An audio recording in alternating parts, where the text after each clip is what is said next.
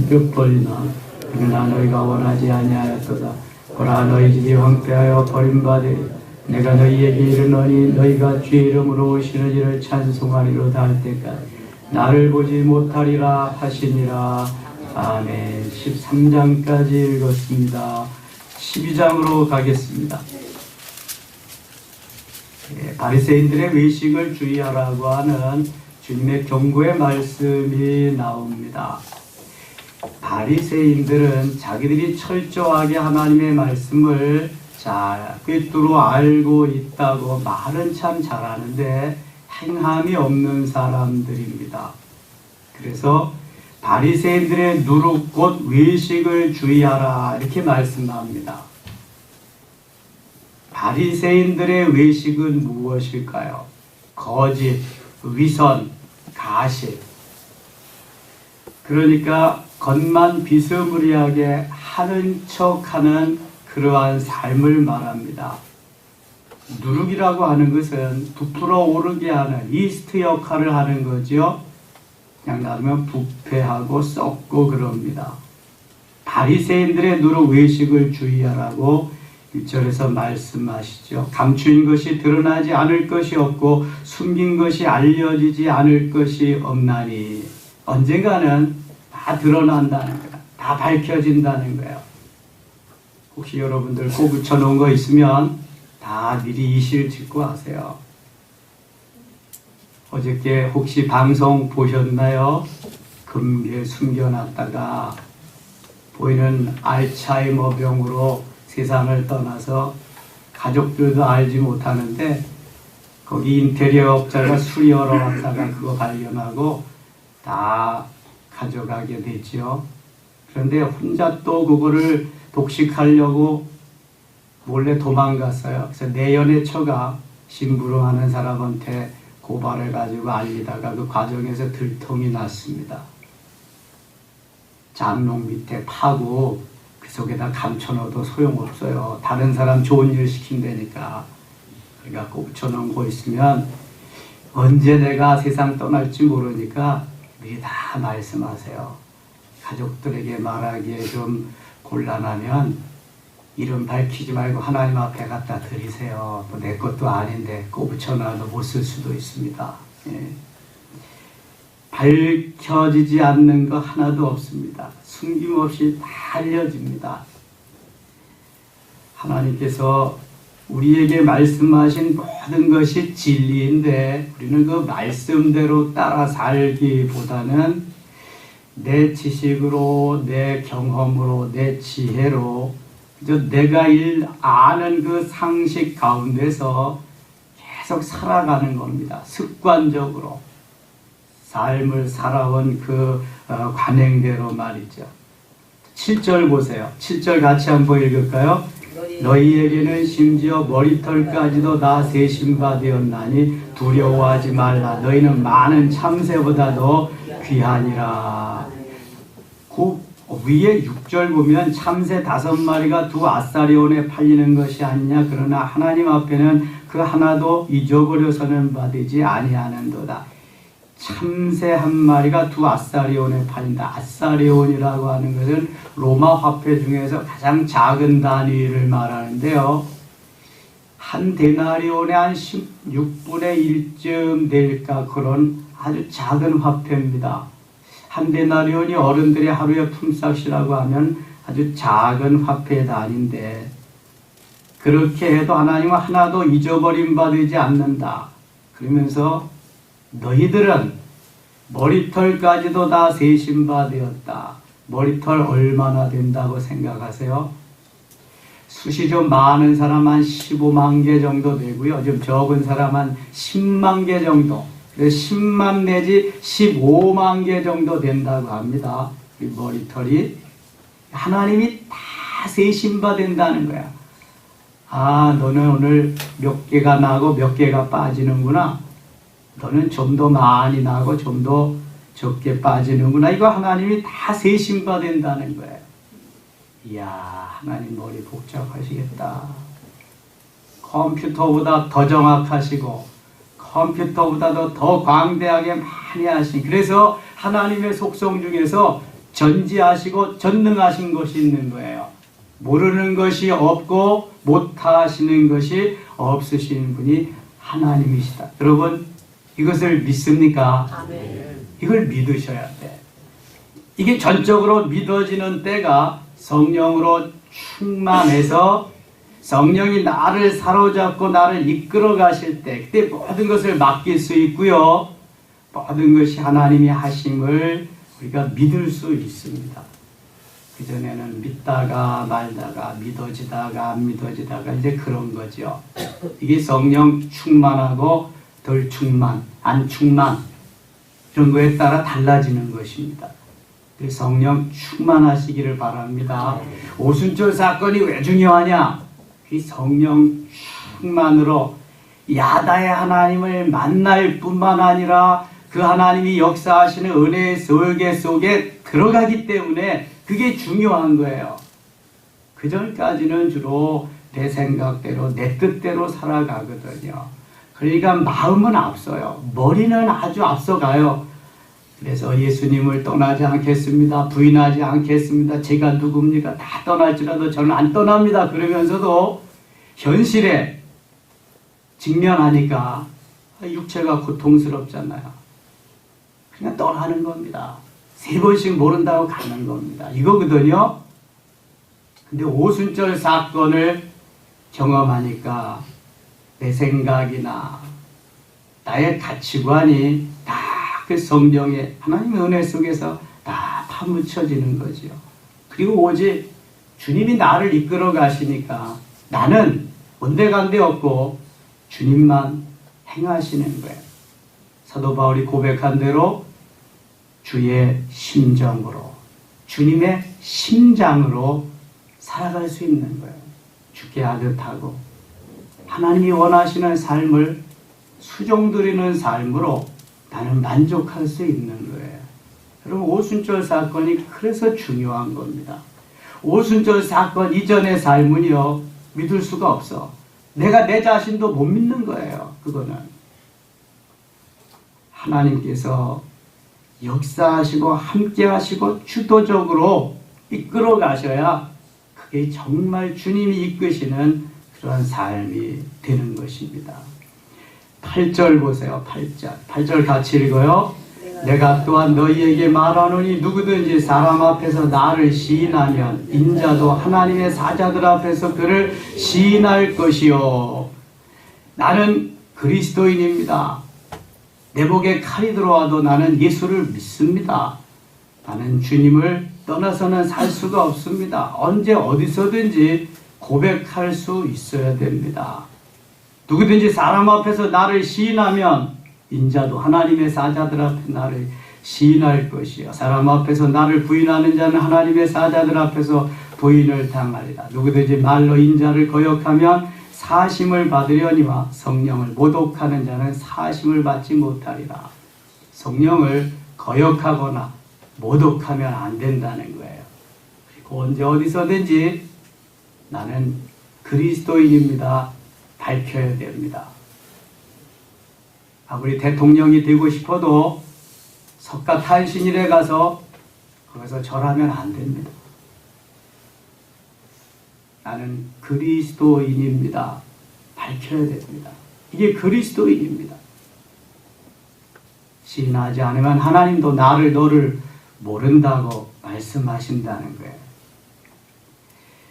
11절 사람이 너희를 회당이나 위정자나 권세 있는 자 앞에서 끌고 가서 어떻게 무엇으로 대답하며 무엇으로 말할까 염려하지 말라. 이때가 가장 어려운 것입니다. 권세자들 앞에서, 권력 앞에서. 육체는 위축될 수밖에 없습니다. 움츠려들 수밖에 없거든요. 나약해질 수밖에 없습니다. 그러나 성령께 의지해야 됩니다. 이때 이런 때일수록 강해져야 되는데요. 걱정할 거 없습니다. 12절 같이 읽을까요? 마땅히 할 말을 성령이 곧 그때 너희에게 가르치시리라 하시니라. 아멘. 그렇게 비겁하던 베드로를 비롯해서 예수님의 제자들은요, 오순절 성령 사건 이후에 사도행전 4장에 보면은 서기관, 제사장, 장로들이 너희들이 이제 다시는 예수를 그리스도라고 하나님의 아들이라고 전하지 마라. 만일 전하면은 국물도 없다. 가차없이 처단하겠다. 옥에 가두고 목을 베겠다. 그전 같으면 우리야 날 살려라 가서 도망갈 텐데요. 베드로하고 요한이 뭐라고 그래요? 우리가 너희 말 듣는 것이 옳으냐 하나님 말씀 듣는 것이 옳으냐. 우리는 보고 들은 것을 전하지 아니할 수 없노라. 할렐루야. 이렇게 달라집니다, 여러분. 하나님이 그때그때마다 말할 수 있는 것을 다 주십니다.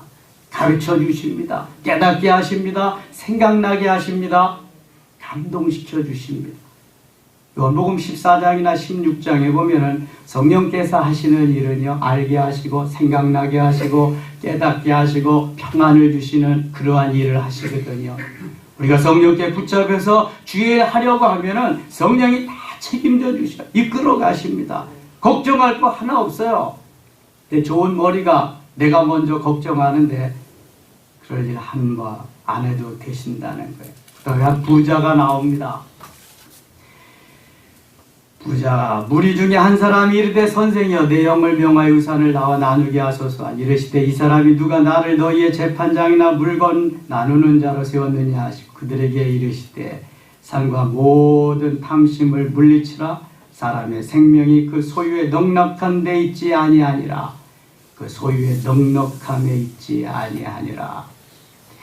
사람이 재물이 많아지고 그다음에 권세가 생기고 하면은 자기가 해야 할 일과 하지 말아야 할 일을 분간하지 못하는 것 같아요.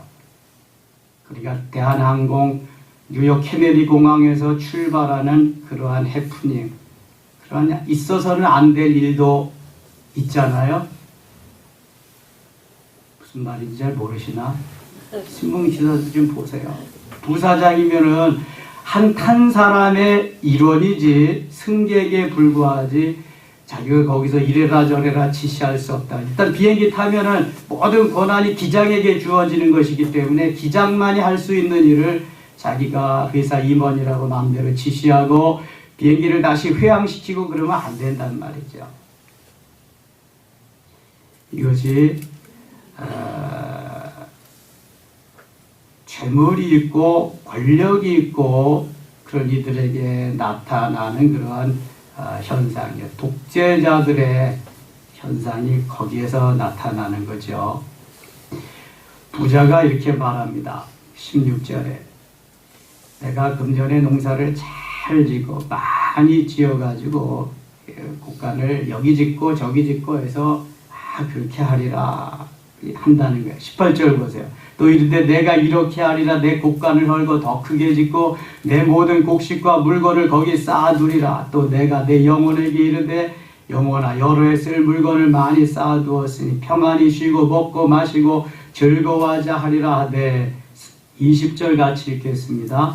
하나님은 이르시되 어리석은 자여 오늘 밤에 내 영혼을 도로 찾으리니 그러면 내 준비한 것이 누구의 것이 되겠느냐 하셨으니 여기저기 뭐 그냥 곡간에 곡식을 많이 창고를 짓고 금고에 돈을 많이 두고 너무 좋아가지고 그랬는데 하나님이 어리석은 부자야. 내가 오늘 저녁에 네 영혼을 찾아가면 데려가면 그것이 네 것이 되겠느냐. 아까 금괴 얘기도 했지만 아무리 많이 쌓아놓으면 뭐예요? 장롱 밑에다. 죽어버리고 끝나는데 그거 누가 네 것이 되겠어요? 보물은 하늘나라에 쌓아두어야 할 줄 믿습니다. 꼽쳐놓지도 마시고 그저 하늘나라에 쌓아두는 게 가장 안전한 금고요. 가장 안전한 은행입니다. 그래서 21절 자기를 위하여 재물을 쌓아두고 하나님께 대하여 부요하지 못한 자가 이와 같으리라. 자기를 위하여 재물을 쌓아두고 하나님께는 인색한 사람들은 이와 같이 다 빼앗기고 말리라. 또 제자들에게 이르시되 그러므로 내가 너희에게 이르노니 너희 목숨을 위하여 무엇을 먹을까 몸을 위하여 무엇을 입을까 염려하지 말라. 목숨이 음식보다 중하고 몸이 의복보다 중하니라. 마태복음 6장에 있는 말씀을 누가복음 12장에서 계속 또 하시네. 까마귀를 생각하라. 거기는 공중에 나는 새를 바라보라 생각하라 그랬는데, 이스라엘에서 까마귀는 길조라고 합니다. 우리나라는 까치가 길조인데요. 요즘 까치 때문에 골치가 아프답니다. 감이나 이런 것들 다 가서 쪼아먹고 너무 많아져가지고. 비둘기가 평화의 상징이라고 비둘기를 아주 좋은 새로 하는데 비둘기 때문에 난리랍니다. 너무 많아져가지고. 25절입니다. 또 너희 중에 누가 염려함으로 그 길을 한 자라도 더할 수 있느냐. 여러분, 한 자커녕 한 치도 더할 수 없습니다. 저는 고등학교 1학년 때 키인데요. 제가 165에서 있었는데 한참 가니까 뭐 164가 됐는데 올해는 가서 재보니까 163.5래. 1.5cm나 줄었더라고요. 30대가 이제 지나면은 여러분 주는 거예요. 줄어. 크는 게 아니라. 염려한다고 이게 뭐 늘어납니까? 한자커녕 한 치도 못 늘립니다. 염려 걱정 하지 말라는 거죠. 누가 염려함으로 그 길을 한 자라도 더할 수 있느냐? 하나님 앞에 맡기라는 거죠. 백합화를 생각해보라. 28절 오늘 있다가 내일 아궁이에 던져지는 들풀도 하나님이 이렇게 입히시거든 하물며 너희일까 보냐. 믿음이 작은 자들아. 믿음이 적기 때문에 염려한다는. 너희는 무엇을 먹을까 무엇을 마실까요 구하지 말며 근심하지도 말라. 30절 31절 같이 읽을게요. 이 모든 것은 세상 백성들이 구하는 것이라 너희 아버지께서는 이런 것이 너희에게 있어야 할 것을 아시느니라. 다만 너희는 그의 나라를 구하라. 그리하면 이런 것들을 너희에게 더하시리라. 아멘. 마태복음 6장 33절에도 너희는 먼저 그의 나라와 그의 의를 구하라. 그리하면 이 모든 것을 너희에게 더하시리라 말씀하고 있습니다. 하나님의 나라가 이 땅에 임하는 것이 우선이라는 거죠. 그래서 34절에서는 너희 보물 있는 그곳에는 너희 마음도 있으리라. 늘 보물 있는 곳에. 주님께서 왜 이렇게 물질에 대해서 많이 말씀하실까? 곳곳에서 물질에 대해서 말씀하십니다. 우리의 마음이 다 거기에 가 있기 때문이라는 거예요. 물질의 신 만몬 거기에 다 가 있다는 거예요. 다 거기에 빼앗긴다는 거예요. 그러지 말라는 거예요. 보물 있는 곳에 네 마음도 있다. 그러니 보물을 하늘에 쌓아두어야 내 마음이 하늘로 하나님을 향할 수 있지 않겠느냐. 그게 진짜인데, 가장 안전한 은행인데, 가장 안전한 피난처고, 그런 말씀입니다. 쭉 말씀하시면서 49절 봅니다. 내가 불을 땅에 던지러 왔노니 이 불이 이미 붙었으면 내가 무엇을 원하려. 이 불은 성령 충만케 하는 성령의 불도 되지만 심판의 불도 됩니다. 소돔과 고모라를 심판하신 그 불, 79년에 비스비스 화산이 터져가지고 저 이탈리 폼페이를 화산더미로 만들어진 그런 불, 심판의 불. 마지막 때에도 이런 불이 있습니다. 김진홍 목사님 간증에 의하면 김진홍 목사님이 장신대 신대원을 졸업하면서 전도사로 청계천에 넉마주의들 전도하라고 해서 개척을 했습니다. 넉마주의들과 함께 하다가 정치범으로 몰려서 감옥에 갔습니다. 정치범은 홀로 독방을 주는데 그 전까지는 같이 동료들하고 이렇게 살았는데 거기서 복음 전하고 막 그러니까 또 정치범으로 몰려서 독방으로 가는데요. 자기가 입고 있던 옷 추워서 동상 걸리고 그런 젊은이한테 벗어 자기는 헛개비 하나 입고 겨울에 추운데 독방에 갔는데 너무 추워가지고 하나님도 추워서 견딜 수가 없습니다. 살 수가 없습니다. 그런데 이런 지혜가 떠오르더래요. 성경에서 불이 나와 있는데 좀 찾아보자. 그러니까 출애굽기 3장에 모세가 떨기나무 불 속에 그것 들고 이레미야가 내 가슴이 불 붙는 것 같아서 견딜 수 없는데 그것도 있고 신약에 나오는 것이 없나. 이런 누가복음 12장 49절에 결정적인 말씀을 본 거예요. 내가 불을 땅에 던지러 왔노니. 그래 바로 이거다. 불을 땅에 던지러 오신 주여 저에게 불을 던져 주시옵소서. 그때부터 죽기 살기로 이제 기도하는 겁니다. 좀 잘 들으세요. 죽기 살기로 기도하면 초능력적인, 불가항력적인 그러한 일들이 하나님께서 주시는 현실로 막 다가옵니다. 계속 뭐 이제 얼어 죽는 거나 내가 여기서 부르짖어서 죽기 살기로 죽는 거나, 죽는 건 배 한 가지인데 내가 얼어 죽느니 하나님 앞에 한번 부르짖어 보고 죽자. 하나님, 땅에 불을 던지러 오신 주여, 불을 던져 주시옵소서. 제가 지금 추워서 살 수가 없습니다. 견딜 수가 없습니다. 죽을 것 같습니다. 막 부르짖어 기도하는데요, 세면 바닥이 따뜻해 오기 시작하는, 여러분 바닥이 따뜻해 오기 시작하죠. 막 따뜻해 오기 시작하는 거야. 벽을 만져봤더니 벽도 따뜻하고요, 변기를 만졌더니 변기도 따뜻하고요, 온 것이 다 따뜻할 뿐만 아니라 뜨끈뜨끈해지는 거야. 하나님 감사합니다. 불을 던져주시니 감사합니다. 온몸이 불덩이가 되고요. 그때부터 성령 체험하고 김진홍 목사님이, 자, 그 농마주의자들 청계천 철거민들이고, 거기 어디죠? 옛날에 그래서 둘의 마을 만들어 놓고, 지금도 생각 안 난다. 그래서 그 둘의 공동체 만들고 사역하다가 구리에 오셨다가 지금은 동두천에 은퇴하고 또 하시는데, 아무튼 그분이 이러한 성령 체험이 있었습니다. 나경일 목사님은 암 걸려가지고 병상에서 고쳐주는 그런 체험을 하고, 아무튼 이렇게 체험한 분들이 큰 교회를 다 하시더라고요. 내가 만난 주님 확실하잖아요. 그게 한경진 목사님도 폐인가 뭐 잘라내고 뭐 그렇게 사시고, 불을 던지러 오신 주여 던져주시옵소서, 불 내려주시옵소서. 여러분, 주님 만나고 성령 체험하지 않으면은요, 우리의 삶이 성령에 붙잡힌 삶이 야다의 하나님과 함께하는 삶이 잘 안 됩니다. 다른 건 못해도 이건 해야 됩니다. 오순절 사건을 경험해야 됩니다. 1대1. 내가 어제도 어느 분과 상담하면서 그래, 이제 그걸 위해서 좀 작정하면 기도하세요. 이게 우선이잖아요, 이거. 여러분, 잘 먹고 잘 사는 게 우선이 아닙니다. 내가 주님 만나고 주님 은혜 가운데 살면 주님이 그때부터 이끌어 주시는, 인도하시는 거예요. 돈 많이 벌어서 뭐 한다고? 출세 성공해서 뭐 한다고? 주님도 만나지 못하고 뭐 하려고 그렇게 해서? 하늘 가서 상급도 못 받는데.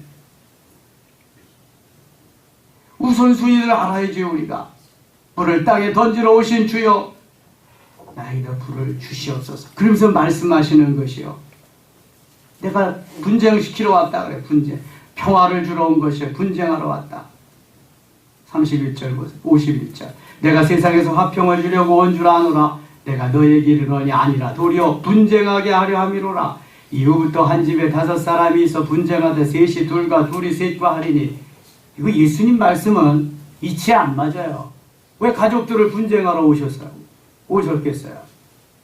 53절 보세요. 아버지가 아들들과 아들이 아버지와 어머니가 딸과 딸이 어머니와 시어머니가 며느리와 며느리가 시어머니와 분쟁하리라. 여러분, 우리의 삶에 일어나는 이런 현상들이 조금 더 이상할 거 없어요. 주님이 이미 이렇게 말씀하셔서. 뭘 말씀하시는 거예요? 복음과 복음이 아닌 우상들과는 분쟁할 수밖에 없는 거예요. 예수 믿는 사람이 가정에 있는데 화평이 잘 안 되는 거죠. 그래서 아버지하고 아들하고, 아들이 아버지와 어머니와 딸과, 이게 신앙이 믿음의 주체가 같지가 않으니까 이렇게 자꾸 분쟁이 일어나는 거예요. 그건 어쩔 수 없는 거예요, 여러분. 그래서 전도해야 되고, 그래서 하나가 될 때까지는 이러한 어려움이, 이러한 갈등의 소지가 계속 있습니다. 참고 견디셔야 돼요. 이건 어쩔 수가 없어요. 예수 그리스도께서 우리에게 주시는 십자가인 줄 알고 지고 가셔야 돼요. 이거는. 그거 해결될 때까지는 많은 괴로움도 아픔도 있지만 그래도 하셔야 돼요. 13장 넘어가겠습니다. 13장 8절, 대답하여 이르되 주인이여 금전에도 그대로 두소서. 내가 두루 파고 거름을 주리니 이후에 만일 열매가 열면 좋거니와 그렇지 않으면 찍어버리소서 하였다 하시니라. 하나님이 1년 유예 기간을 주셨어요. 금년에도 열매가 없어요. 내가 찍어버리리라 그랬더니 과원지기가 와서 금년에도 참아주소서. 한 해만 더 유예 기간을 주시면 열매를 맺게 하겠습니다. 만일 그래도 열매 맺지 못하면 그때 찍어버리소서. 여러분, 우리에게 유예 기간을 주셨어요. 많이 주시지 않고 1년 주셨어요. 1년 안에 성령 충만해야 되고 열매 맺어야 되고 하나님을 기쁘시게 해야 할 줄 믿습니다. 30절 읽고 마치겠습니다. 30절 같이 읽겠습니다. 보라, 나중된 자로서 먼저 될 자도 있고 먼저 된 자로서 나중될 자도 있느니라 하시더라. 아멘. 하나님의 주권 속에 있습니다. 내가 이제 예수 믿었다고 낙심할 거 없습니다. 먼저 믿었다고 우월성 나타낼 것도 없습니다. 먼저 된 자가 나중되고 나중된 자가 먼저 됩니다. 이건 하나님이 해나가시는 것입니다. 낙심할 것도 없고요, 교만할 것도 없습니다. 오직 하나님께 맡기고 오늘도 야다의 하나님 만나며 그 하나님 은혜 속에서 승리하는 귀한 날 되시기를 축원합니다. 하나님 아버지 은혜를 감사합니다. 또 하루 출발합니다. 추운 날씨 속에서 믿음으로 건강을 지켜주시고 승리의 귀한 하루 되게 하소서. 저녁 수요 예배에도 은혜 위에 은혜 더하시고 충만케 하시기를 원하옵고 예수님 이름으로 기도드리옵나이다.